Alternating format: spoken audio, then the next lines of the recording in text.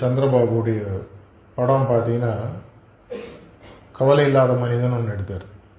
ஆனால் அவரே வாழ்க்கையில் கவலையோட தான் செத்து போனார். அது வேற விஷயம். நம்மளால மகிழ்ச்சியாக கவலை இல்லாமல் நிம்மதியாக வாழ்க்கையை வாழ முடியுமா? இன்னைக்கு இருக்கக்கூடிய காலகட்டத்தில், இன்னைக்கு இருக்கக்கூடிய பொருளாதார சிக்கல்களில், பிரச்சனைகளில் 1000 கோடி 10,000 கோடி சம்பாதிச்சவங்க கூட நிறைய பேர் என்னுடைய கிளைண்ட்ஸாக இருக்காங்க. அவனும் அதே கவலையோட தான் இருக்கான். இந்த 10,000 கோடி திருட்டு போயிடுமோ, யாராவது கவர்மெண்ட் அடிச்சுட்டு போயிடுவாங்களோ, யாராவது அரசியல்வாதி மாதிரி வாங்கிட்டு போயிடுவானோ, 10 ரூபா பேக்கில் வச்சுலும் அதே தான் தூங்கும்போது யாராவது அந்த 10 ரூபாய் எடுத்துட்டு போயிடுவாங்களோ, ராஜா ட்ரெஸ் போட்டோன்னு ராஜா ட்ரெஸ் போயிடுவேன்னு கவலை, கோவணம் கட்டி போடுவோம் கோவணம் காணாமல் போயிடுவேன்னு கவலை.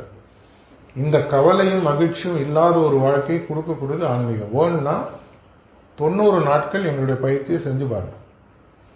இதை நான் எல்லாத்தையும் சொல்றது, வாழ்க்கையில் சந்தோஷமா இருக்குமா? இது வரைக்கும் நான் யாரையும் கேட்டு இல்லைங்க நான் ரொம்ப கஷ்டப்பட்டேங்க, என்ன மாதிரி கேவலமாக கஷ்டப்படணும் உலகத்துல இல்லை, யாரும் சொன்ன சந்தோஷமா இருக்கணும். ஆமா சந்தோஷமா இருக்கணும். கவலை இல்லாமல் இருக்கணும். ஆமா கவலை இல்லாமல் இருக்கணும். நிம்மதியாக இருக்கணுமா?